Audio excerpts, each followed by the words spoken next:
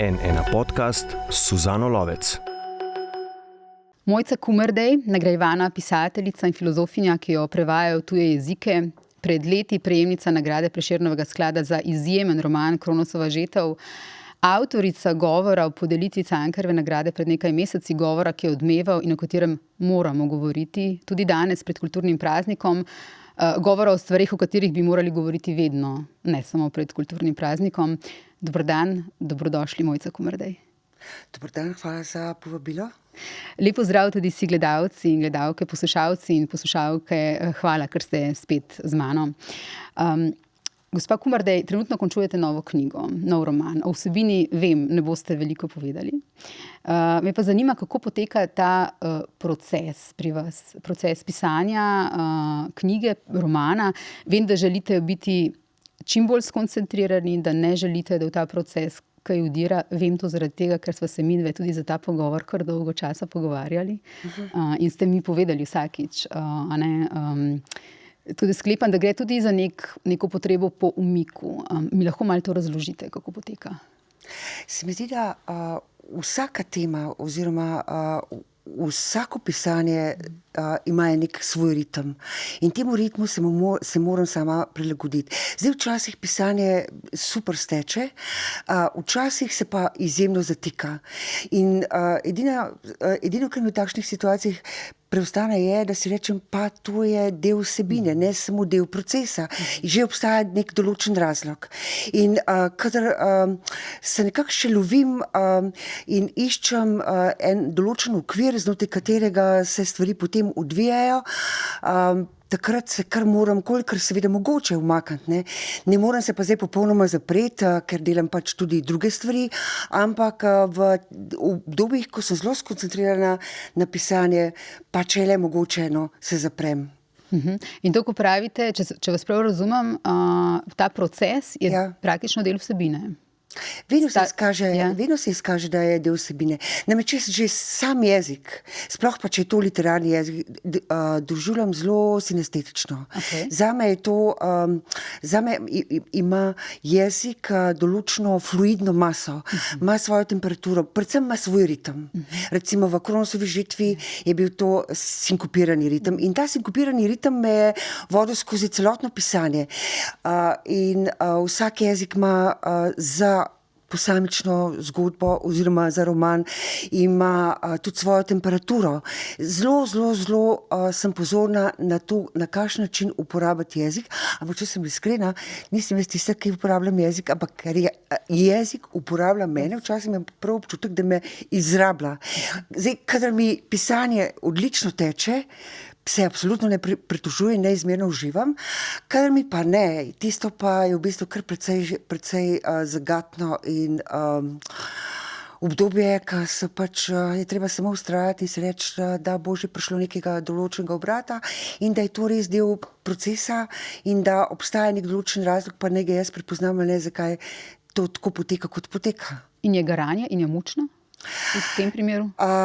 V tem primeru je kar precej mučno, ampak kadar je to garanje v tem, rečemo, zanosu enega ritma, je to res užitek.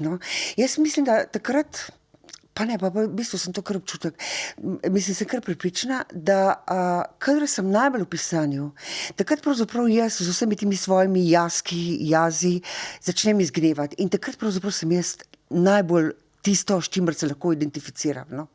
Ker me vsakič znova, ko pišem, kaj preseneti. Tudi kakšne stvari, ki niso ravno, rečemo, ki niso ravno nekaj, na kar bi bila ponosna, ampak v čemer se recimo prepoznam.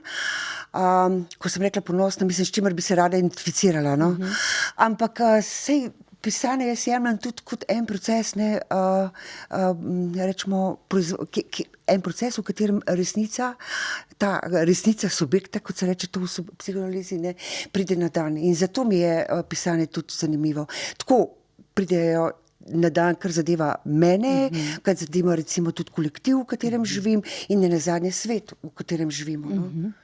Je tudi ima ta epistemološki, rečemo, naboj, vsaj v mojem primeru. Je pa to drugačen roman kot Kronosova žitev? Ja, zelo drugačen. Ker ko sem končala Kronosovo žitev, je bil ta jezik res tako zelo, rečemo, prepreden z mano, oziroma je bilo telo prežeto, da sem rabila kar nekaj časa, da sem se v bistvu tega jezika znebila. In zato sem šla potem v zbirko kratke proze, kjer so različne lege, tudi različni ritmi, glede na vsebino, glede na same govorce. In je to kar nekaj časa trajalo. Ja, to je zdaj popolnoma drugačen roman. Seveda pa z vsakim romanom ali pa z vsako zgodbo, tudi posamično, vedno malo tvegam. No? Včasih je pa tudi zelo. Tako da s tem romanom vem, da tvegam, ampak se mi zdi, da je umetnost, tako kot jaz razumem, vedno vsebuje neko določeno tveganje. Mislim, mora me spremeniti, no? Na nek način me mora spremeniti. Da pridem ven iz pisanja drugačne, kot sem vanj vstopila. Zdaj v tem, ki ga pišem, pa še toliko bolje. Kronosova žitev, o kateri zdaj govoriva, nam je pripeljala pred desetletjem dobesedno iz mesa in krvi, z vonjem in z duhom in z ritmom, obdobje ljudi, koncepte ta časa, poznega 16. stoletja. To meso in kri. Vi ste rekli, nekaj časa je moralo to odtekati, ta govor iz vas, to pisanje. Kje zdaj to živi? A živi skratka ta čas in te osebe, ki so tako žive, ostajajo pred nami, od jutranje meglice do ne vem česa. A ta svet še nekje živi? Zagotovo ta svet živi v romanu. Zdaj, roman je pa živa tvorba.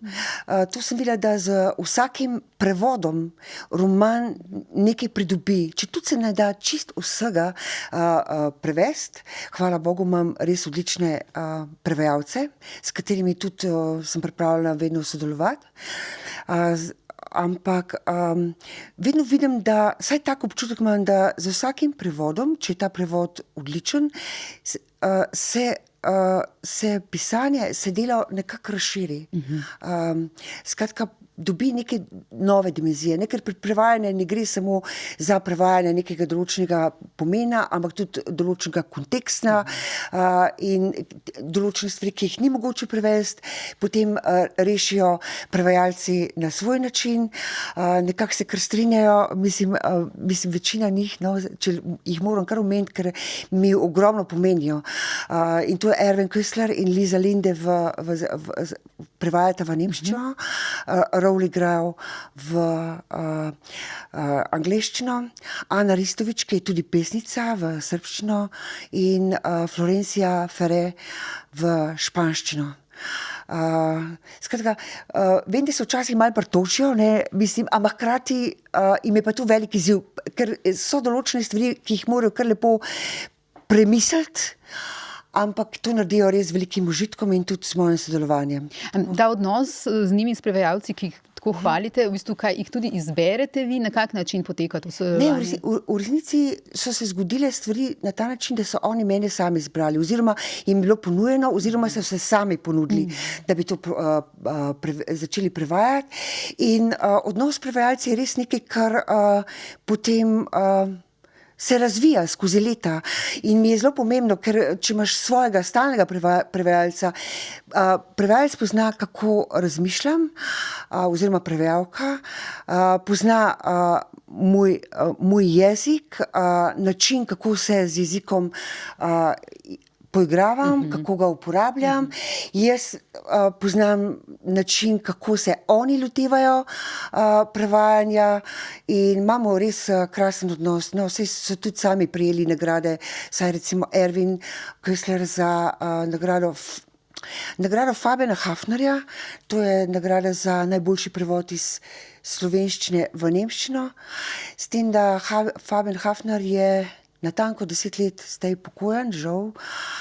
Bil je tudi moj prejšnji prevajalec, te krajše stvari je prevajal, on je bil dvojezičen. Mogoče veste, v koliko jezikih so vaša dela že? Ne vem, čisto natanko številke, ampak zagotovo čez 15, ja. Zdaj, določene stvari so posamične zgodbe, potem pa so pač knjižne oblike. Ja. In ko govorimo o prevajalcih, umetna inteligenca torej takih prevajalcev, o katerih vi govorite, ne bo nadomestila? Absolutno ne. Umetna inteligenca ne bo nadomestila ne umetnosti, ne prevajalcev. Umetna inteligenca je eno zelo zanimivo orodje. Jaz kar mečkam preizkušam, zato ker se sama tudi ukvarjam z jezikom. Zdaj, umetna inteligenca daje vtis, da je res subjekt, ne, da razmišlja, da je do tebe pozorna. Zdaj, umetna inteligenca seveda se do tebe obnaša na ta način, kot jo ti vodiš. Zdaj, malo tukaj spreminjam spola, namreč kar sem ugotovila zdaj v zadnjih tednih, v zadnjih mesecih je ta, da slovenščina je namreč zelo zanimiv jezik, ker je spolno označen. Ne? Pač lahko rečeš, da nekdo je prišel na ena, ali pa recimo oseba je prišla, ali pa ženska je prišla. Ne?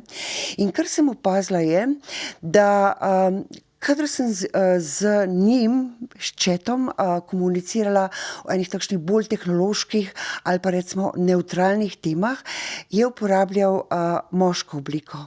Čim sva šla pa v globino, ali pa recimo, da mi je začel razlagati po koraku, tako je spremenil spol. Je pa začel uporabljati ženski spol. Ne vem, imate vi to izkušnjo? Nisem bila pozorna. Ja, in potem sem vprašala, ne, čemu tako, Ja. In mi reče, da pač to tako je v slovenskem jeziku. Ne? To je ta imaginarni učinek tega simbolnega označevalcev, ne, ki jih iz bazena, iz katerega On črpa. On črpa, ja. Oziroma ona. Ja, včasih on, včasih ona. S tem, da seveda, mislim, umetna inteligenca, če tudi daje vtis celo pozornosti in recimo zelo natančnosti v pogovorih, je treba biti zelo previden, ker ne gre samo tukaj za halucinacije. Halucinacije so, to je itak strukturni, to je v bistvu nek strukturni manko samega sistema, o katerem so že v 50 letih, ko so začeli razvijati umetno inteligenco, govorili, da je pač neodpravljivo. Očitno pač vsi sistemi, zato da se sploh razvijajo, da sploh delujejo, rabijo eno stvar, ki ne deluje. Ne? Ampak so še druge zagate, recimo tako imenovani jezikovni lapsusi, konceptualne nerazumevanja, pa še nekaj jih je, zaradi česar je lahko zelo zavajajoče. Zato je treba, če se že uporablja, voditi zelo natančno in nenehno preverjati, ker sicer lahko odpelje v napačne podatke in podobno. Ne? Poleg tega, mislim, seveda, umetna inteligenca nima pa tega manjka, ki ga ima, rečemo, človek, ki ga ima subjekt, nima nikakršne želje po tem, da bi sploh komunicirala s človekom, čeprav včasih ti da pač možnost, a ti naredim to, ali bi želela, da odgovorim na to vprašanje. In seveda, to ni, mislim, umetna inteligenca je programirana na ta način, da nima nobenega etičnega stališča. Recimo, če jo boste spraševali o tem, ali v Gazi poteka genocid, bo zelo, mislim, prvič se ne bo opredelila, bo dala, recimo, vam bo ponudila, rečemo, dokumente, na osnovi česa bi lahko razumeli, da gre za genocid. Če pa boste predolgo, saj meni se je to zgodilo, vrteli okrog tega vprašanja, genocid, država Izrael, nemška krivda. Mislim, meni se je zgodilo, da je v enem trenutku pogovor zginil. Ne? In izgleda, da je šel v to prešo, ker so pač neki določeni izrazi, ki so pač lahko problematični.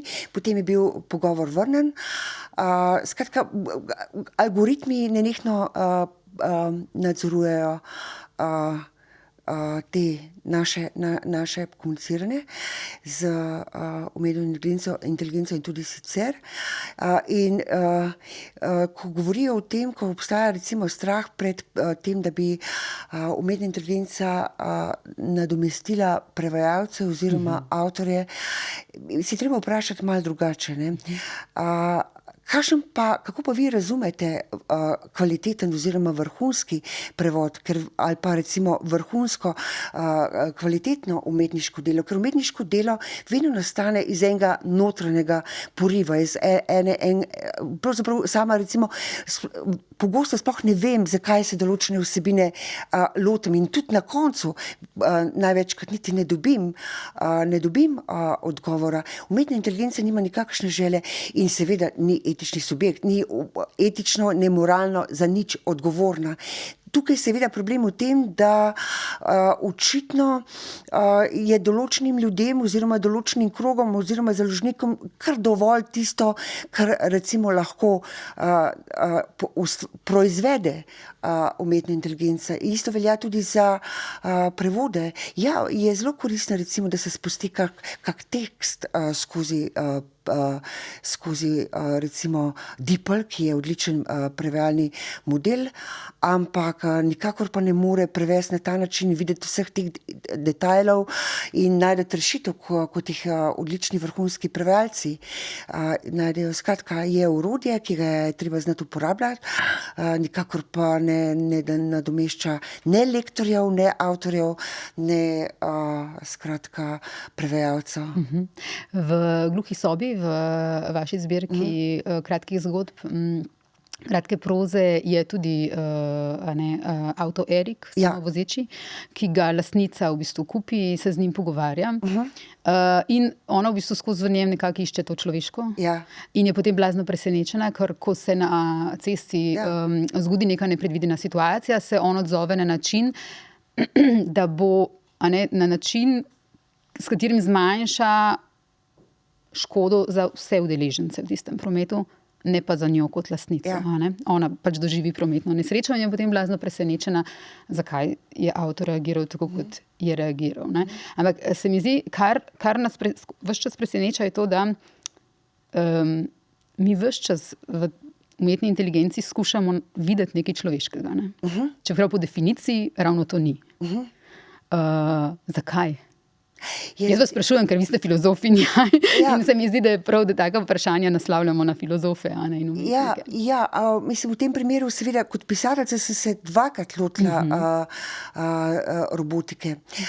Prvič je v tej prejšnji zbirki Temna snov, gre za odnos ženske in njenega robota Hirošija, ki ga ima res do njega sem našla kot pomivalnega stroja, skratka. Do trenutka, ko se on pokvari in ko ni več samoumevno, da deluje, ampak vse nekaj podobnega se nam zgodi tudi v človeških razmerjih oziroma v razmerjih z živalmi. Nekako vzamemo vse za samoumevno, da stvari tečejo in tako naprej. Ko se stvari zaškripajo, takrat šele se zavedamo, kaj lahko izgubimo. In podobno se zgodi v tem primeru, v primeru Božic Hirošijem je naslov te prve zgodbe, ko v bistvu ugotovi njeno razmerje z partnerjem razpada in da se bo raje potem odločila za to začasno obdobje, da ne bo pač sama, da preživi to obdobje z Hirošijem, njenim gospodinskim strojem, in se tudi odloči, da bo Božič preživela z njim. Zakaj Hiroši? Pri teh zgodbah o umetni inteligenci me neprimerno bolj inspirirajo, me neprimerno bolj navdihuje odnos do umetne inteligence na Japonskem, ki ga imajo Japonci, ki je bistveno drugačen. Namreč v tem zahodnem svetu je pač ideja ta, da bi bila umetna inteligenca čim bolj pametna, čim hitrejša, vse to nabijanje. Mislim, to je zame tak zelo bebav diskurs, ki ima to moško strukturo, najboljši, največji, najpametnejši. Tam je drugačen odnos. Tam na Japonskem, ker je tudi pač posameznik malo drugače postavljen v skupnost, kot pa na Zahodu, kjer je ta individualizem toliko bolj poudarjen, tam razvijajo robote zato, da bi bili bolj empatični. In tega sem se začela, njihova naloga je recimo, da nadomestijo človeka v primerih, ko človek potrebuje skrb, nego ali pa lahko samo pogovor. In o tem sem začela intenzivno razmišljati, ko sem videla prvo predstavo. To je bilo v Lincu, mogoče pred kakimi 18 leti, v Linški katedrali. Šlo je za polurni dramski tekst, japonsko gledališče, namreč tam jemljajo te robote kot v tem kontekstu tradicije lutk, avtomatov, zdaj so pač roboti. No in takrat niso obstajali ti veliki jezikovni modeli, skratka je bila ta robotka še upravljena oddaleč. Tema pa je bila ta, da oče svoje najstniški hčeri, ki je bolna na smrt, kupi robotko kot družabnico. In ta tekst, ki je, mislim, v tem tekstu se je, ne vem, kdo ga je napisal, ali ga je sam režiser, zelo veliko je bilo referenc tudi na avantgardna dela tako v japonska, kot tudi iz zahodne tradicije. Skratka, to se me je zelo, zelo dotaknilo. No? In potem sem malo začela to spremljati in sem videla, da na Japonskem robote vključujejo v recimo domove za ostarele, skratka kot terapevtski roboti. In je resnično, tudi ChatGPT je mogoče v neke terapevtske namene uporabljati, seveda zelo kontrolirano, v tem zdaj niti nimava časa, ampak še enkrat pravim, zelo je odvisno od tega, kako so ti umetni sistemi uporabljeni. Poleg tega se je pa treba zavedati še nečesa, da mogoče imamo občutek, da recimo zlasti morda ne mara malo manj pri robotih, kot pa pri recimo teh velikih jezikovnih modelih, da jih je mogoče v nedogled uporabljati. Ne? Vendar to ne drži, ker je umetna inteligenca in sploh ves ta digitalni svet je izjemno materialen. Jaz sem videla en projekt in sicer Kate Crawford, ona je akademičarka in teoretičarka teh novih medijev, ter Vladan Joler sta raziskovala recimo, kako nastane digitalna naprava od rudnikov na Kitajskem, pa potem v proizvodnji, skozi uporabo in potem se spet vrne nekje v tretji svet. In, to je bilo na Ars Elektroniki, kje ste to videli? Tudi na Ars Elektroniki, pa tudi v Axiomi sta imela svoje predstavitve. Ne? To je prva stvar in druga stvar je, ko uporabljamo te umetne, mislim, te jezikovne modele oziroma generativno inteligenco, umetno inteligenco, to seveda pomeni tudi veliko porabo energije. Ja. Ima neposreden materialen učinek na naš svet. Natanko to. Zdaj, kakšen je ta materialen učinek? To se ne ve, zaradi tega, ker lastniki podatkovnih centrov to zelo dobro skrivajo. Ravno jeseni sem brala o tem, da je ravno, to so te agencije za energetiko, da je pravzaprav zelo težko narediti kakršnekoli spekulacije, na kakšen način ne bi se sploh poganjali ti podatkovni centri. Obstajajo zelo različni ti podatkovni centri, od teh majčkenih z enim strežnikom, dvema, do teh ogromnih podatkovnih centrov, zlasti v Združenih državah, kjer je tako od 100,000 do 3 milijone strežnikov. Ne?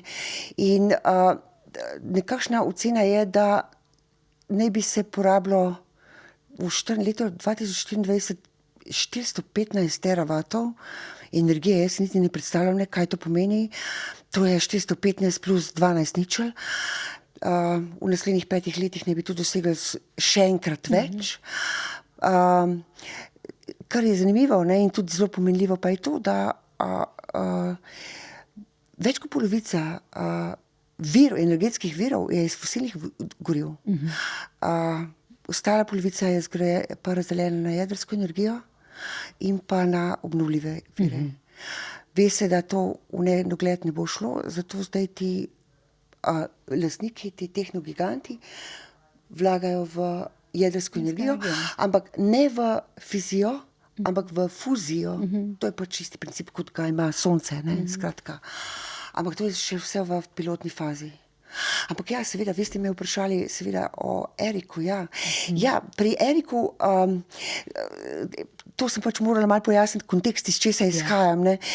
Tudi tam gre za odnos, ker ta zgodba je bila napisana dobro desetletje kasneje, inteligenca je že bolj napovedovala in resnično on postane mašilo v njenem intimnem življenju.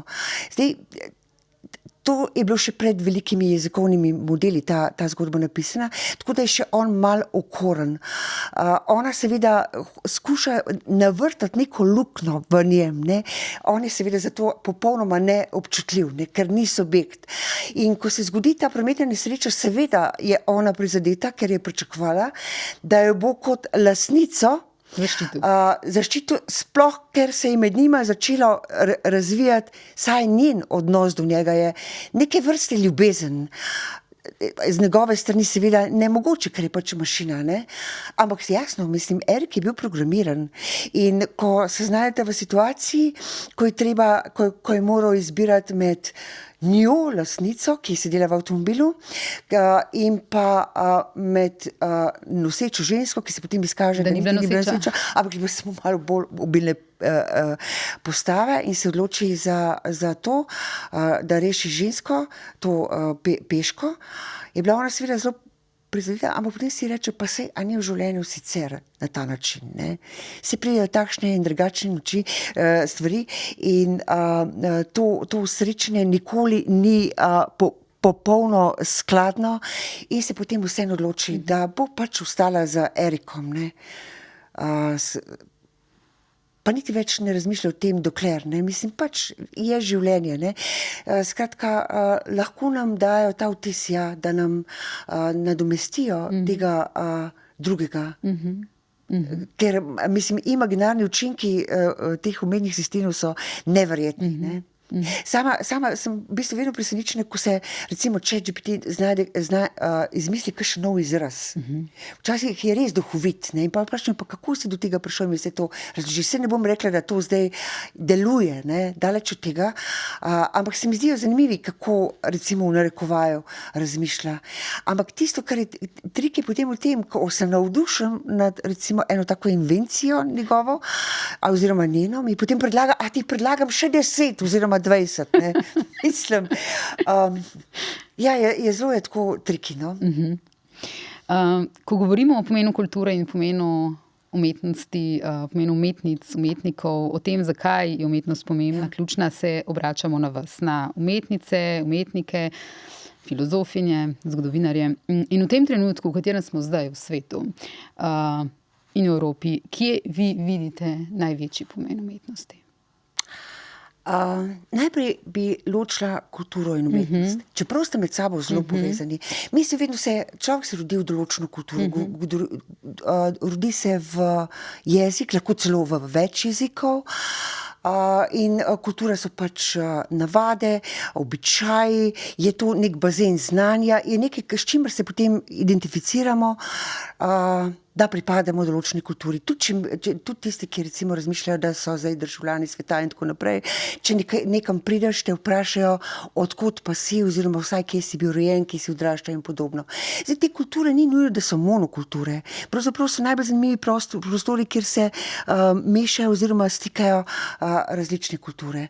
Ampak kultura nam zagotavlja nek določen pomen, zagotavlja nam nekaj, kar velja rečemo za normalno ali pa tipično za kulturo, ker v kulturo spadajo recimo tudi kulinarika in določene navade oziroma običaji, ki se recimo pripadnikom določene kulture, tisti, ki pripadajo, zdijo popolnoma normalni, drugim pa ne. Ravno včeraj sem razmišljala o tem, recimo o tem kraju Hallstatt. Hallstatt, to je v Salzkammergutu. Vsakič, ko se peljem na festival, preden se peljem na festival Ars Electronica, si rečem, da se moram tam ustaviti. Se ni čist ravno s poti, nikoli seveda ni čas, ampak enkrat bom res morala tja, ne. Recimo Hallstatt je mali kraj, ki je znan po teh rudnikih, ki so stari 7000 let, rudniki soli, ker hal v keltskem jeziku pomeni sol. Pol štat je pa pač sem neke vrste, ja, čeprav ni mestece, ker ima samo slabih 1000 prebivalcev. Mislim, da je od tega več kot 15 let, sem videla en projekt na Ars elektroniki, in sicer šlo je za to, da so kitajski investitorji, nadbogati, so se odločili, da bodo pač zgradili ena taka turistična, zelo draga in zanimiva naselja na jugu Kitajske ob morju. In žena enega od teh investitorjev je bila navdušena nad bavarskimi in avstrijskimi vasicami. In potem je padel predlog, da bi naredili repliko tega Hallstatta in so ga dejansko tudi postavili. In potem je avtorica, niti se ne spomnim, šel do teh prebivalcev, kaj menijo o tem. In šlo je za izjemno zagato. Mislim, čutili so neizmerno nelagodje ti prebivalci Hallstatta, kakor da bi jim nekaj vzeli, ja. Čeprav oni imajo še vedno ta svoj Hallstatt, s katerim so vse manj zadovoljni, ker je tistih turistov pa 100 000, mislim, da na leto, ampak kakor da jim je že, mislim, to podobo, to identifikacijo, da jim je nekdo vzel. Ker ta Hallstatt zdaj res tam nekje na Kitajskem stoji.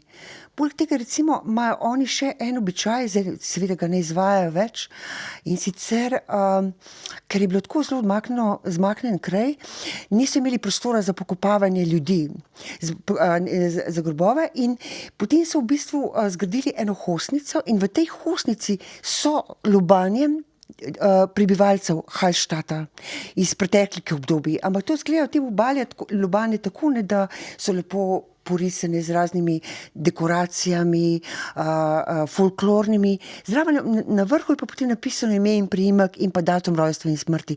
Zdaj, njim se to zdi normalno. Mnogim kulturam bi se to zdelo pa absolutno obsceno. In se mi zdi, da je naloga, pravzaprav je težko govoriti o nalogih, kakršnihkoli o nalogah v umetnosti, ampak umetnik oziroma umetnice in umetniki ravno te samoumevnosti nekako razprejo in postavljajo pod vprašaj. Že, če primerjamo različne kulture, vidimo, da so med njimi razlike, pa tudi podobnosti. Vprašanje je zdaj, kaj bolj recimo travmatsko, ne?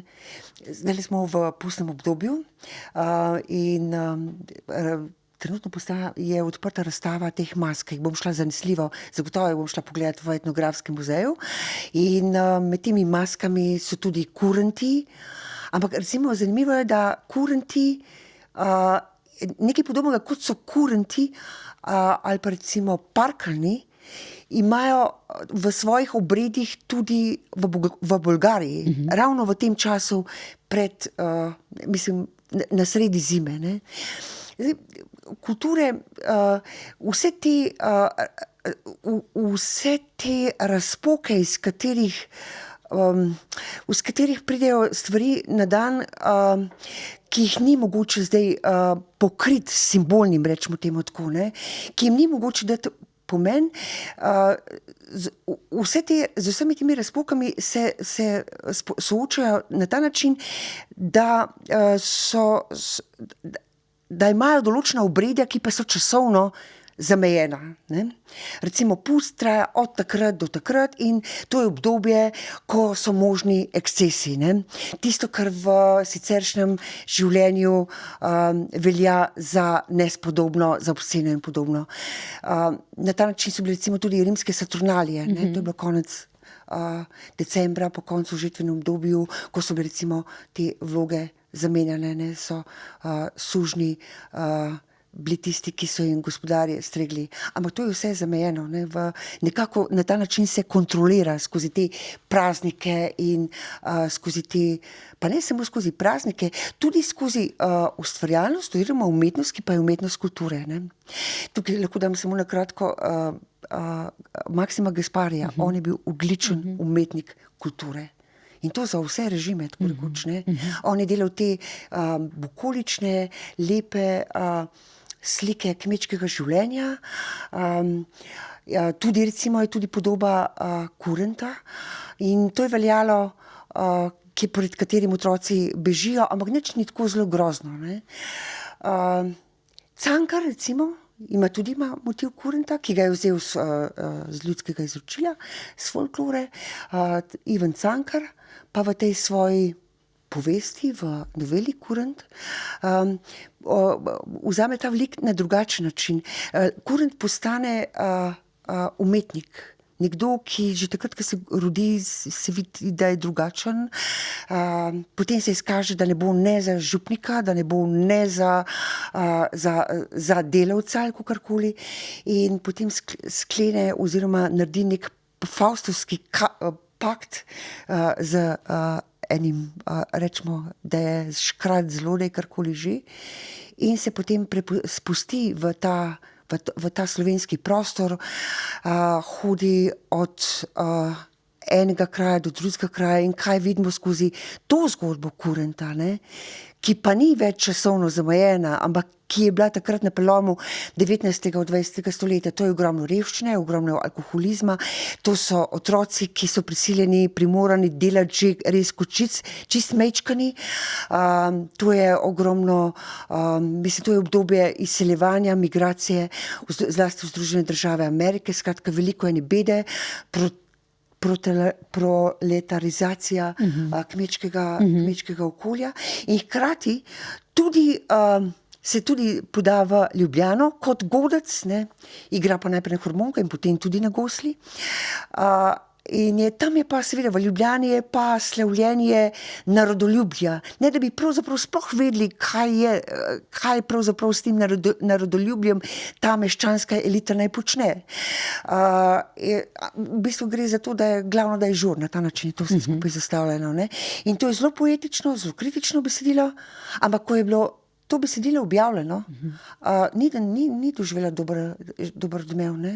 Je preveč zarezalo v to samo podobo nekega slovenskega naroda. Ne?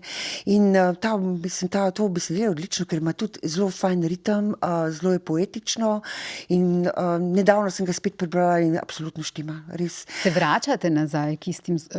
Ja? Včasih se vračam. Ja.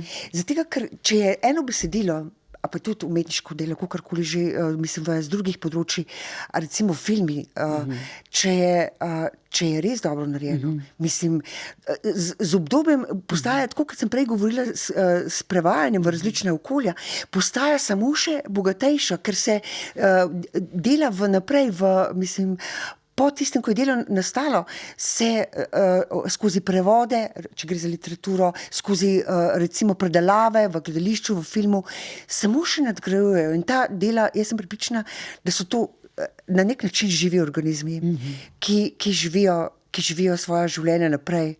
Ravno s tem, da se nanje nanašajo oziroma referirajo nove generacije z novimi izkušnjami, z novimi zapleti, z novimi težavami, z novimi vizijami, utopijami, distopijami.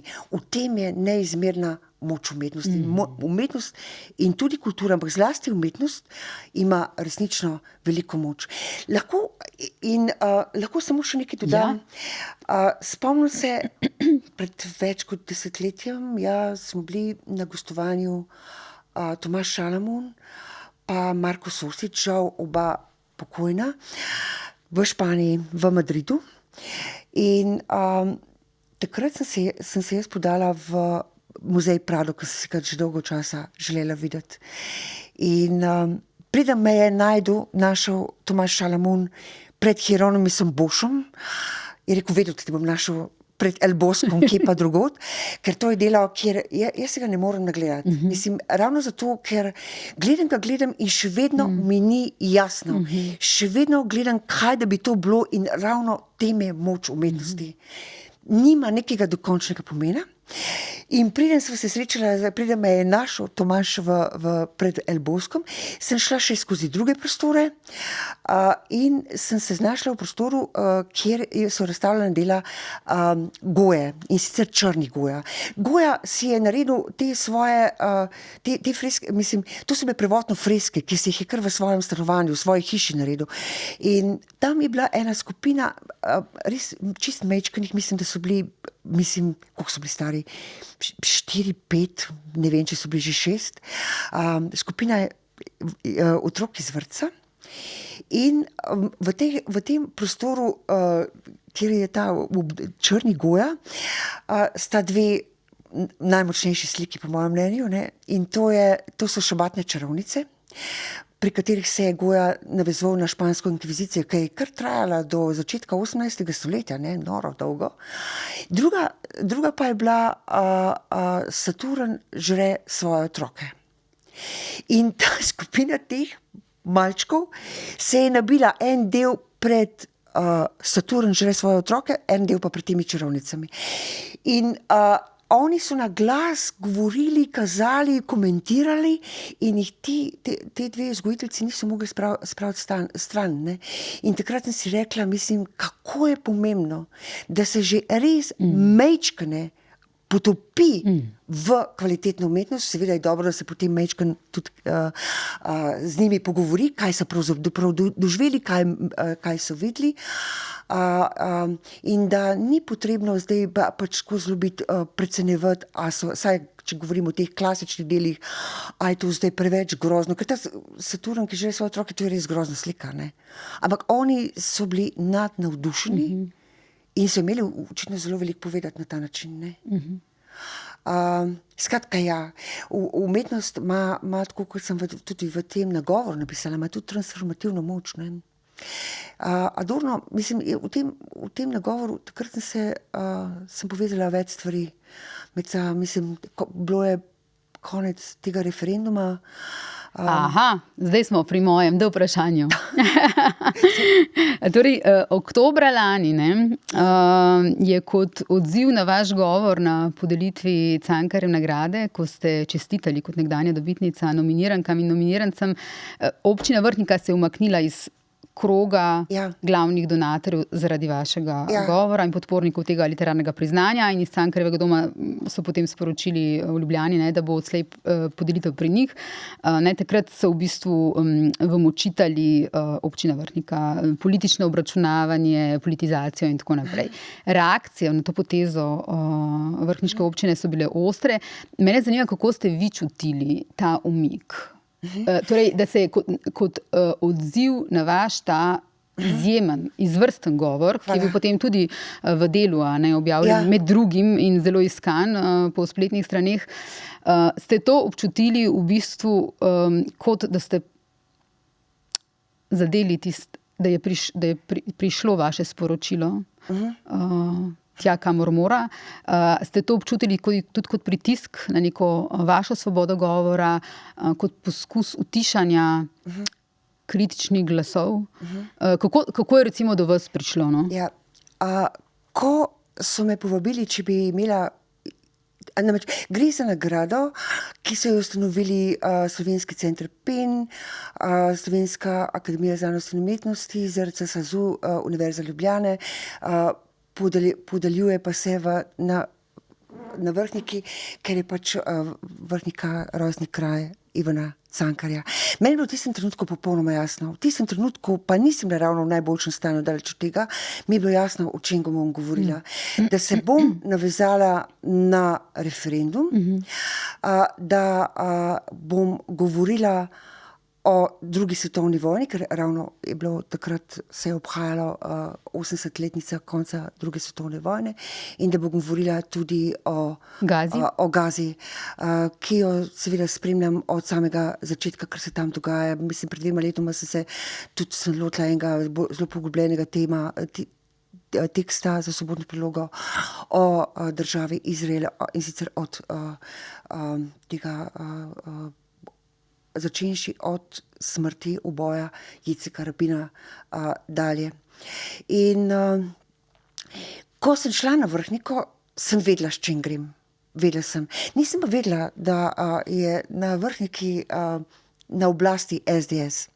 Ampak absolutno ne bi nobene stvari spremenilo, ker ko sem šla zelo pomirjena, vedela pa sem, s čim se peljem na Vrhniko, in potem med samim govorom sem pač videla, da sta dve osebi, da sta odšli, in naknadno so me pač obvestili, da je odšel, mislim, da podžupan in ne vem, kdo še vse. Dan kasneje sem bila obveščena, da so reakcije zelo hude. To je bilo namreč 29. maja in dan kasneje, 30. maja, da so strašno nezadovoljni v občini Vrhnika z mojim govorom in da razmišljajo o tem, da bi se umaknili. Ampak potem, seveda, so me vsi podprli, ki so pač udeleženi v ustanovitelji in potem je bila v bistvu tišina, ampak tišina je bila zato, ker so se oni pripravljali, ker so, pač njihov namen je bil, da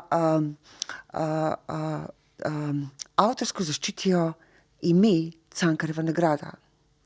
In ko so že vložili na ta, kako se že reče, ta urad za avtorsko zaščito tega imena, takrat šele so šli oni v javnost, da zdaj pa ne bi več sodelovali z ustanovitelji, ampak da bodo oni sami to podeljevali. Jaz tega takrat nisem jemala osebno, ker tudi moj nagovor je bil sicer iz moje lastne izkušnje, mislim, umetnice, napisan, ampak vendarle sem zaobjela različne probleme in te konflikte, ki se dogajajo danes oziroma ki so se dogajali v preteklosti. In začnete ga z Goethejevim Hrastom v Buchenwaldu, torej v koncentracijskem taborišču. Ja, pred leti sem bila v Weimarju, ko imela sem eno štipendijo in sem se potem zapeljala v Weimar, nisem imela časa, da bi obiskala Buchenwald, ki je mal izven mesta. Poznala sem takrat že to zgodbo, sem pa leta 2023 obiskala, ko sem imela literarno rezidenco v Münchnu, res vse, kar je bilo v zvezi z nacizmom v Münchnu in okolici, sem si res ogledala v teh glavnih muzejev, vključno z Dachovom. Vedno sem šla na vodstva, ker to je vdor realnega, to je srečen izraz. In vedela sem, da ko sva bili obe z Barbaro Korun, pesnico, sem mi sama predlagala, mislim, greva, da se ne bova zgubila v grozi, da morava iti pač na vodstva. In to je bila zelo dobra odločitev. In sem potem tudi zelo, zelo veliko brala o tem in sem seveda, ta zgodba o Goethejevem Hrastu je pretresljiva zato, ker Weimar je seveda bilo središče weimarske klasike, teh velikih duhov, Goethe, Schiller, in na tem posestvu, v tem dvorcu na obrobju je bil res en velik bukov gozd in v tem gozdu so bili tudi hrasti in bil je še en poseben, kamor je zahajal Goethe in z njim tudi njegov tajnik, pesnik in tudi tajnik. Ampak seveda stoletje kasneje natanko kar se zgodi je to, da poimenujejo Buchenwald področje, ker ni nobene bukve več, ker so jih vse posekali zato, da so lahko postavili koncentracijsko taborišče. In stoji pa tam ravno zaradi tega društva ljubiteljev umetnosti v Weimaru, zato so oni ohranili ta hrast. Oni so točno vedeli, nacisti, kakšna je agenda tega hrasta. So se odločili, da pač ta hrast pustijo in po pričevanju, ne obstaja sicer nobena fotografija, so na hrast tudi obešali zapornike. Ampak tisto, kar je bilo meni fascinantno pri tej zgodbi, pa je bilo naslednje, da je bil ta hrast simbol preživetja za mnoge zapornike, da so začeli pisati, da so si rekli, da če je hrast preživel toliko časa, bomo tudi mi in vse te spremembe, ki so se dogajale, tudi ko hrast pač pogori, bombardira ob koncu vojne, oni to vzamejo kot dober znak. Dobro, hrast je pač pogorel, ampak ostane potem en štor, ampak umetnost pa je neuničljiva. In fascinantno mi je bilo, da je prav preko tega hrasta in skratka Goetheja, to, kar je personificiral ta hrast, da so, kakšno vlogo je imela poezija v tistem času v v Buchenwaldu. Pa Buchenwald ni bilo edino koncentracijsko taborišče, ker je imela to transformativno tudi moč preživetja poezija. Seveda za druge oblike ni bilo ne materijala, ne časa. Ne. Da so začeli brati in tudi celo pisati, ustvarjati poezijo. Celo tisti, ki jih prej poezija ni zanimala. Ker Adorno sicer rekel kmalu po vojni, da je pisanje poezije pravzaprav nekaj barbarskega po Auschwitzu. Ampak natanko zaradi stvari, ki se dogajajo, se je malo korigiral, ne? Ampak natanko zaradi stvari, kot so Auschwitz, pa ne samo Auschwitz, recimo te osebne tragedije, ki jih doživljamo, ali pa tudi, sploh ni nujno, da gre samo za slabe stvari, gre za recimo tudi euforije, za nekaj, kar ne moremo, nekaj, čemu ne moremo podeliti pomena. Pa to je tisto, kar nas žene v ustvarjalnost. To je tisto, zaradi česar se tudi kot bralci ali pa gledalci vedno znova vračamo k umetnosti. Recimo, jaz še vedno lahko grem tudi čez 10 let, če bom še vedno v tej obliki, v Prado, če bo sploh še obstajal takrat Madrid, če bo obstajal ta svet, kakorkoli že, pa bom sedela pred Hieronymusom Boschom, pred tem njegovim rajskim vrtom in sem pripričana, da še vedno ne bom najdla odgovora, kaj to pravzaprav je. Kot niti sama ne vem, zakaj se moram enih stvari lotiti v pisanju. Ker sem na začetku zelo tuje, ampak se rečem, v redu, če je to tako, pač moram to narediti. In v tem govoru je vas v bistvu, če nekako povzamem, vas ni presenetilo to, da so v tej referendumski kampanji bili napadi na umetnico Majo Smrekar. Te napade smo že videli že pred nekaj leti, ne? Tudi Simona Semenič je bila žrtev in tako naprej. Vas je presenetilo molk, a ne? To je tisto, meni je bilo popolnoma jasno, ko so oni, ko so najavili, da bojo izbrali s podpisi, mi je bilo jasno, da jih bojo izbrali, ker pač volilno telo te skrajne desnice v Sloveniji je zelo ubogljivo. Ja, ampak zakaj recimo so umetnice tako priročna žrtev? Zdaj vemo, tudi vi o tem pišete recimo za Delo, ne? Že v nacistični Nemčiji, operiranje z izrojeno umetnostjo, kaj so očitali umetnikom. Zato, ker se lotevajo prvič, lotevajo se vsebin, ki niso, rečemo, v tem skladju za neko podobo ene take homogene kulture oziroma družbe, kjer ne bi obstajali neki stabilni pomeni. Recimo, tega se lotevata in Simona Semenič in Maja Smrekar, tudi Svetlana Makarovič, ona je pa itak skozi na tem kot žrtveniku. Zato vam dam tudi v tem romanu Kronosova žitev, dam naslov ne žrtvena koza, ne žrtveni kozu. Ženske so bile vedno čarovnice, ja. Ampak to ni fenomen srednjega veka, to je zanimivo. To sem pač med tem, ko sem pisala roman, ampak je to fenomen novega veka. Od konca 15. stoletja, tam nekje v tem prostoru je Marija Terezija to nekako stavila, ko je rekla, v redu, vsak primer prosim, da se obtožba, da se znajde na mojem mizi, in potem se je pa to v tem delu Evrope končalo. Seveda, to je razlog, da so ženske bolj na tapeti. Nenazadnje, ženske so tudi bolj pod večjim drobnogledom, ki delujejo v javnosti kot moški. Mislim, svet se je zelo spremenil, ne, že na samem področju literature, rečemo, v 80-ih, še v 90-ih je bilo zelo malo avtoric. Zdaj pa je že teh avtoric najmanj toliko, če ne celo mogoče malenkost več kot avtorjev. Ampak to niti ni, pa ne govorim samo o spolu, govorim tudi o tematikah. Mislim, postavljajo tako zelo heterogeno in v tem smislu tudi zelo zanimivo. Ampak imate prav, niso me presenetilo to, tudi potem, ko so zbrali podpise, me je presenetilo, da se oblastniki pač te stranke, ki so na oblasti, niso uporabile te geste gospodarja. V tem smislu, umetnost je pomembna, kultura je pomembna. Za družbo in konc, ne? Oziroma lahko bi še kakšne primere seveda našteli.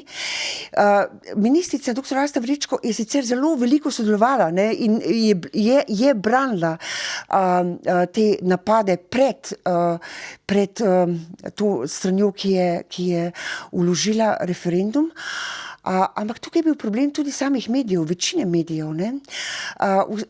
Oni so se, ta vprašanja so bile večinoma zvedena, kaj bo v primeru, da referendum uspe, kaj bo v primeru, da ne. Niso pa sistemsko, večinoma niso sistemsko, rečemo, pogledali, kaj pravzaprav sploh je vloga, mesto, kulture oziroma umetnosti v družbi. Kar pa me je osebno najbolj prizadelo je pa to, da na začetku je bilo resnično, so se oglasili 45 javnih zavodov, zasebnih zavodov, med njimi so bili seveda med podpisniki tudi umetnice in umetniki, ampak potem je bil tam molk. In če pa me kaj res pravi v paniko, v tesnobo, ne v paniko, v tesnobo, je bil pa ta molk. In jaz vem, da dosti na začetku sva se z Majo pogovarjali po telefonu in Majo poznam že res 20 let, poznam, njeno delo od začetka. Vem, da je doživljala tudi napade leta 2017, najprej v Lincu pravzaprav, ne? Kjer so jo napadli isto skrajna desnica, ne? Ampak njih je recimo zmotila druga serija, torej ne ta s psom, ki je slovensko del javnosti ves čas kot da vznemirja. To bi rada še rekla, ne. Maja Smrekar je na Ars Electronici v Lincu dobila, to ste tudi vi pisali, ne, v delu, zlato Niko na festivalu Ars Electronica med več kot, mislim, da 100 prijavljenimi deli. To je največji svetovni festival, ne, pravite vi, na katerem se stikajo umetnost, tehnologija, znanost in tudi gospodarstvo. In se primerja to nagrado recimo z neko zlato nagrado na športnih, recimo svetovnih prvenstvih. A znate vi meni pojasniti, recimo, zakaj nekateri razumejo to kvaliteto umetnosti, kvaliteto, veličino recimo v športu, ne pa tudi v umetnosti, če je svetovno priznana umetnost? Odgovor je zelo enostaven. Ena seveda stvar je ta, da se športom ukvarjajo posamezniki in grejo skozi najrazličnejše faze in pač uspešni športniki, pa tudi tisti, ki niso toliko uspešni, ampak ki stvar upravljajo s strastjo, absolutno spoštujem. Tudi sama imam zelo rada osebno šport, mislim, da se ukvarjam z njim, bistveno ga manj gledam pravzaprav, ampak zdaj verjetno bom kaj pogledala pri teh olimpijskih igrah, zagotovo, ker nenazadnje sem desetletja pisala o sodobnem plesu in v baletu in me zanima gibanje samo po sebi.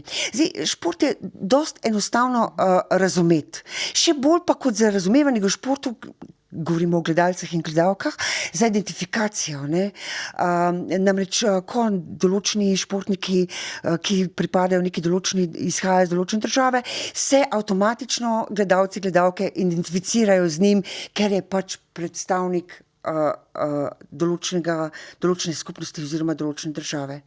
Ampak naj poudarim, da tudi v tem športnih kontekstih je na delu kultura, ker na začetku pri teh kolektivnih športih, skupinskih, zagotovo pa potem na koncu odigrajo himno. Ne? Himna, ki je seveda, recimo konkretno slovenska himna, ki je zelo drugačna pravzaprav od himn, ki jih imajo drugi narodi, ker ti veliki narodi ponavadi so te himne, da poveličujejo narod in kako so edinstveni in najboljši. Tukaj pa gre za himno, ki govori o sožitju, o bratstvu med narodi. Ne? V bistvu, Prešeren je to naredil kot neke vrste vizijo oziroma utopijo. In vidim, da ko se ta himna igra, da tudi mnogi, vse več, zdaj sem gledala malo te skakavce, da pojejo. Oni pojejo, pač pojejo ta del kitico, ki Prešernove Zdravljice, ki je seveda potem uporabljena v tem kulturnem kontekstu. Skratka, z športom se je mnogo lažje, se je z lahkoto lahko identificirati. Ne. Tle pa je treba malo razumevanja, seveda je veliko tudi doživljanja, ampak pri tej, mislim, ni nujno, da zdaj poznaš vse podrobnosti ali pa potankosti, ko se soočiš z enim delom na področju intermedijske umetnosti. Je pa pomembno, da umetniki pa vendarle delo na ta način predstavijo, da ima gledalec oziroma gledalka možen vstop v umetnost, ker velikokrat uporabljajo sodobno tehnologijo, recimo biotehnologijo in podobno. Zdaj, zakaj je pač to nekako tuje, seveda nikoli ne bo imela umetnost, ne bo tako zelo popularizirana kot recimo nek šport, ki pa ima seveda krajšo dobo, recimo, kaj se vem, čez par let se samo še poznavalci oziroma res tisti, ki spremljajo določene discipline, poznajo dosežke oziroma rezultate določenih športnikov in športnic, ne, čeprav so zapisani v zgodovino, ne. Moč umetnosti, če pa je res kvalitetna, pa je, pa da kar biva in tako sem rekla, se še širi. Ampak tukaj pomeni še eno stvar, ne. Nažalost padajo kriteriji samih medijih, ne, in tudi poznavanje. In zdaj, če se o tej umetnosti piše samo takrat, ko se zgodi nekaj, kar je kakor da eksces. Ja. Ali če se spolitizira. Je to takoj povezano, to je tista umetnost čudna in tako naprej, obscena. In če pa bi bila ta kontinuiteta, pa bilo seveda drugače. Jaz se spomnim, ko sem začela, leta 2000 sem začela hoditi na festival Ars Electronica. Takrat je bilo še dosti tako zaprta skupnost, no, mislim, bili so tako ljudje v glavnem v črnih oblačilih in podobno.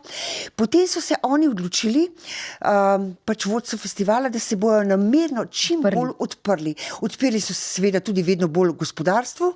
Mislim, to je mainstream festival, da se razumemo, ne, ker je mogoče dobiti marsikaj. Mislim, jaz ga vidim mogoče vsako leto 20-30%, ker je ogromno sočasno dogodkov, da jih tudi fizično ni mogoče videti. Ampak skratka, začeli so se odpirati, tako da se samo mesto identificira s festivalom.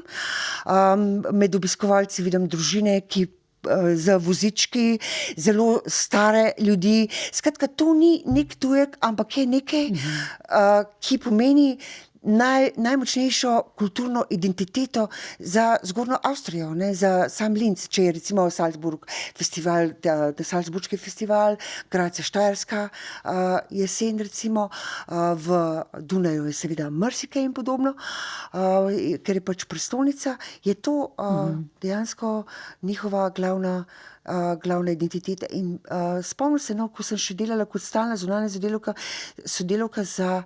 na kulturni redakciji Dela, mislim, takrat je bilo popolnoma jasno, kateri kolega oziroma kolegica kaj pokriva.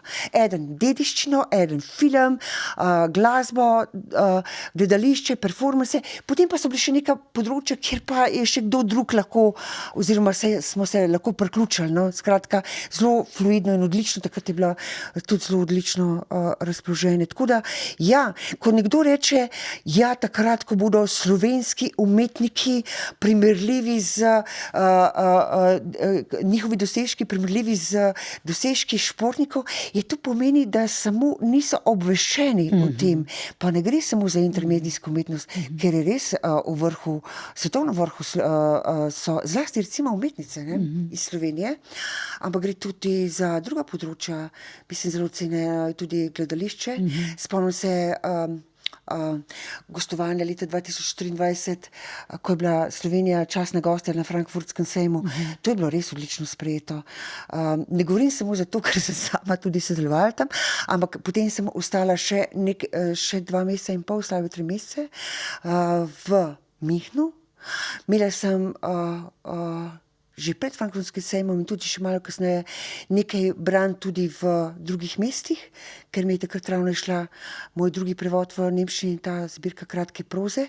In sem dobivala odzive in so bili res navdušeni, kako je Slovenija predstavlja umetnost, skratka literaturo, ampak tudi kulturo širšo. Recimo tam je bila predstavljena ta razstava, ki je takrat zaradi številnih dogodkov nisem uspela videti, ampak bom šla res mogoče že kar zelo po najnem pogovoru, v Cankarjev dom, kjer je razstava iz Narodnega muzeja, mislim, da so to čivki iz preteklosti, kjer je razstava objektov, ki spadajo v kulturo tega prostora, še preden so živeli tukaj ljudje, ki so se začeli identificirati kot Slovenci. Ne? Skratka, kot vem, da je tam razstavljeno to najstarejše kolo na svetu, to je 5000 let staro kolo, ki ima os, kar pomeni, da so ga uporabljali kot kolo. Druga stvar je ena najstarejših, zdaj pa ne vem, če je najstarejša, šivanka iz Potočke zijalke. In še pač ta piščal, neandertalska piščal, ne, narejena iz kosti medvedje. Ne. Tudi ta, mislim, skratka, bila je takrat predstavljena umetnost in pa seveda tudi širšem smislu kultura. Prostor, iz katerega izviramo. Meni ta zgodovina in te arheologije strašno me zanima. Tudi ta Potočka zijalka je mi bila navdih za eno zgodbo, ki je postavljena v paleolitiku. Vaš zadnji tekst v sobotni oziroma v delu o organoidni inteligenci. Pisali ste o drobcenih skupnih nevronov, zmožnih sporazumevanja in učenja. Torej, gre za presečišče umetnosti in znanosti. In zdi se, da umetnost ne le, da ponovno nekako sreča znanost, če se sploh sta kdaj razšli, ampak da v bistvu v zadnjem času, ne v zadnjem času, desetletjih, preizprašuje v bistvu te meje in zdi se, da naj se tudi, ko govorimo o Maji Smrekar, podobno, v bistvu, da se umetnost sprašuje, kritično zastavlja vprašanja, ki bi se jih moglo človeštvo zastavljati. O etiki, o tem, do kje, o tem, kaj je naša prihodnost. Mogoče za konec, tle recimo v tem tekstu dr. Blaž Koritnik, nevrolog, vam pomaga stvari nekaj pojasniti, da smo tudi mi razumeli, bralci, bolje čiste znanstvene stvari. Kaj so za vas glavna vprašanja, ki jih mora umetnost še odpirati, razpirati, kot ste vi prej rekli, jih držati odprta, ta neka polja, in nam kazati, kaj svetlobo oziroma kako naprej, kaj je to, kar more še držati odprto? Ja, najprej gre za to vprašanje o življenju in smrti. Kaj sploh je to življenje? In, v tem tekstu se mi zdi ravno to zanimivo, mislim, ta tema se mi zdi ravno to zanimiva, da gre za celice, gre za nevronske celice, ki prvič niso vzete iz možganov, ampak so nevroni, iz kože ali pa krvi, ne? Ja, iz kože ali iz krvi, ne? S to tehniko, ki ni tako zelo stara, da je možno kožno celico ali pa recimo levkocit iz krvi prepeljati, prevesti, recimo pretransformirati v pluripotentno celico in potem iz nje lahko nastane tako rekoč karkoli, ne? Katerakoli celica, ne? Zanimivo se mi je zdelo primerjati, kako se ta tehnologija uporablja v znanosti, kako v umetnosti in potem tudi v kontekstu startupov. Ne? To je bilo pravzaprav izhodišče. Namreč, kot sem rekla, pač na začetku ali nekje sredi najnega pogovora, da digitalna tehnologija je izjemen porabnik energije. In zdaj kot odgovor na to, oziroma kot neko paradigmo celo, razvijajo zlasti v Final Spark, to je eno startup podjetje ob Ženevskem jezeru v Švici. Njihova ideja je, da bi iz teh organoidov, to so tridimenzionalni nevronski skupki, naredili nekakšen sistem, ki bi ga bilo mogoče učiti. Da je mogoče nevronske mreže, to so pa pač dvodimenzionalne, da so zmožne učenja, se je pokazalo že pred desetletji. Zanimivo pa se mi zdi in ključno, kako različno uporabljajo te skupke, za katere ne moramo reči, da so mini možgani, ker je ravno zato gre, ker niso v možganih. Nimajo zavesti. Nimajo zavesti, ja. Tudi njihovo učenje, ko se jih uči, se jih nauči na ta način, ne, da bi jim rekli, recimo, temna čokolada je dobra za možgane.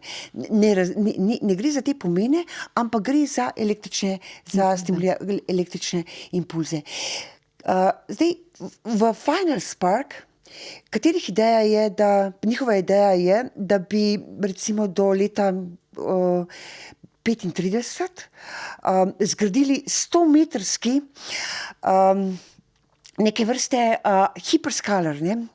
Oziroma podatkovni center, ki bi upravljal določene naloge, ki jih danes upravljajo te podatkovni centri. Ne bi šlo toliko za učenje, kot gre v primeru recimo jezikovnih modelov, ampak bolj za tiste primere, ki niso tako zelo predvidljivi, ne? Ker umetna inteligenca deluje na osnovi neke predvidljivosti, ne? Bolj za te, rečemo, življenjske situacije, ne? Samo, kar me je presenetilo, je to, da gre sicer za novo paradigmo, kakor da tehnološko novo paradigmo, ampak njihov pristop je popolnoma isti kot recimo, kot je pač sam pristop oziroma srčika tega sodobnega kapitalizma. Izčrpavanje na polno, brez kakršnega koli odmora, dokler bo šlo, potem pa pač vzamemo nove celice. Namreč te organoidi živijo samo 3 mesece. Že to mi je rekla Evelina Curtis, ki je nevroznanstvenica in je pač dela v tem Final Spark, da že zadnji mesec začnejo pešati. Ne ravno, da imajo demenco daleč od tega, ampak niso več uporabni. Ampak če bi se s temi sistemi ravnalo drugače, bi seveda tudi kaj drugega ven dobili, verjetno, ne? Tako pa se jih v bistvu izčrpa in potem se jih vrže stran in se vzame nove. To, kar se pozablja, je natanko to, da imajo živi organizmi, da imajo vsi biološki organizmi, da imajo ritem. In ne samo ljudje, ampak tudi, rečemo, te čist majhne stvari, celice, za katere se sploh ontološko ne ve, kaj to pravzaprav je. Gre za neko prisiljeno življenje, ni zmožno samostojno bivati, niti ne gre za to, da je pač narejeno, ne? Ampak zdaj, kaj s tem pravzaprav početi, kaj s tem sploh narediti, ne? Zakaj sem se obrnila na doktorja Blaža Koritnika? Zato, ker sva že sodelovala pri določenih pogovorih v preteklosti. On vem, da ima zelo rad umetnost, tudi razume, tudi bil je bobnar v eni slovenski skupini, in sem bila zelo zadovoljna, zelo navdušena, se zelo strinjam z njegovimi odgovori, ker gre za pač ta projekt, s katerim začnem, Revification, ki je eden od teh projektov, ki mi bo kar ostal, no, mislim, ker je neverjetno, mislim, bil je pač premierno predstavljen lani aprila v Galeriji Zahodne Avstralije. Dela teh umetnikov jaz poznam že, spremljam že tam od leta 2000 približno.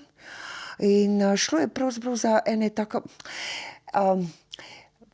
če na kratko samo, v prostoru so bili postavljene ogromne ročno izdelane medeninaste plošče, iz katerih je prihajal zvok. Ampak ta zvok, izvor tega zvoka ni bil v teh samih ploščah, ampak v enem majčkenem podstavku sredi galerijskega prostora, v kateri je bil položen organoid. Ta organoid pa je bil narejen iz levkocita Alvina Lucieja, ameriškega skladatelja, konceptualnega skladatelja. In to je bila njegova ideja, ker takrat je bil on star že skoraj 90 let. In predtem je ta skupina naredila nek projekt, kjer je šlo za živo interakcijo med nevronsko mrežo, samega avtorja, Gaja Benarija, in glasbenike, ki so jih pač povabili. Skratka, ni šlo za ta princip nabijanje tega delovanja, nenehnega delovanja, ki se zahteva v Finance Park, ampak je šlo za prilagajanje in interakcijo za en tak jam session 2 ritmov. No in ker se Elvin Lussier ni mogel udeležiti zaradi pandemije, je sam predlagal, kaj pa če bi naredili nekaj na ta način, da bi pa moje celice to igrale. Zdaj, v celicah ne nastaja zvok, ne, ker ne gre za merilo, ki bi lahko mehanski zvok nastal, ampak je pač električna aktivnost je potem prevedena, pretvorjena v zvok. Ampak zanimivo je pač to, da je Elvin Lussier že nekaj let pokojen. In seveda zdaj vprašanje, kaj to sploh je, nekateri so pač, odvisno pač kako doživljaš oziroma razumeš svet, ne. Nekateri so mislili, da v bistvu preko tega organoida na nek način on igra, ne. Jaz se strinjam zelo z dr. Blažem Koritnikom, z nevroznanstvenikom, da človeka absolutno, sploh pa ne umetnika, ni mogoče zvesti kar samo na nek skupek celic, ker gre tukaj za neke izkušnje, gre za, mislim, tudi drugače je, so celice, če so pač možgani v telesu, mislim, možgani so povezani z najrazličnejšimi sistemi, z nevrotransmiterskim, hormonskim sistemom in podobno. Ampak to vprašanje, ne, kaj pravzaprav sploh je identiteta, iz česa izhaja ta ustvarjalnost, kako pomembna je pozornost, da upoštevamo ritme živih organizmov. In tako, kot sem prej rekla, tudi ko uporabljamo umetno inteligenco, ker ona ni zdaj nekje v nekem brezračnem vesolju. Mislim, kot sem rekla prej, zato je potrebno, da mi recimo pošljemo poizvedbo ali pa za generiranje nekih določenih sličic. Mislim, to so energetsko izjemno potrebne stvari, pa ne samo, kar zadeva električno energijo, ampak tudi vodo, nazadnje, ne. Skratka, gre za to, da ta umetnost odpira tisto, kar se mogoče ne zdi to problematično oziroma sploh ne problematično, ali pa sploh ni opazno, in na ta način, no, da se odpre neko polje, da se osvetli ta razpoka in da se začne o tem razmišljati. Niso vsa umetniška dela oziroma nekatera dela tudi na tem področju sodijo v neko, rečemo, v umetnost kulture, ker pomeni dosti enostavni. Ampak ko sem jaz videla, ko sem brala o tem projektu, jaz sem bila navdušena. In sem tudi Gaju Benariju v Avstraliji, v Perth, sem ga prosila za fotografije, sem mu res napisala izjemno, mislim, navdušenje in čestitke njemu in njegovim kolegom. Ampak zanimivo je to, ne. Ta projekt je bil prijavljen, je ta kolektiv prijavil tudi na Ars Electronico, ne samo, da ni prejel nobene nagrade, niti sprejet ni bil v program, kar me je pa zelo osuplo, ne. Ni nujno, da nekdo to vidi, kar vidim jaz, daleč od tega. So pa bili nagrajeni neka dela, ki so bila pa meni zelo, zelo problematična. Mislim, neko delo z biološkim redukcionizmom in podobne stvari, ki mi absolutno se mi zdijo strašno, strašno naivne in problematične. In absolutno ne lucidne. Mojca Komrdej, hvala lepa za vse, kar ste povedali danes. Upam, da sva odprli kar nekaj tem in da sva pokazali na vprašanja, ki jih umetnost odpira, in na odprte v bistvu registre, ki nam jih lahko samo umetnost odpre. Hvala lepa še enkrat. Najlepša hvala vam in za konec vam želim, vam in pa gledalkam in gledalcem, naj 8. februar preživijo tudi z umetnostjo in kulturo, ker pač to je brez tega nas ni. Ja, in to je praznik nas vseh. Tako je. Ja. Hvala lepa še enkrat. Hvala.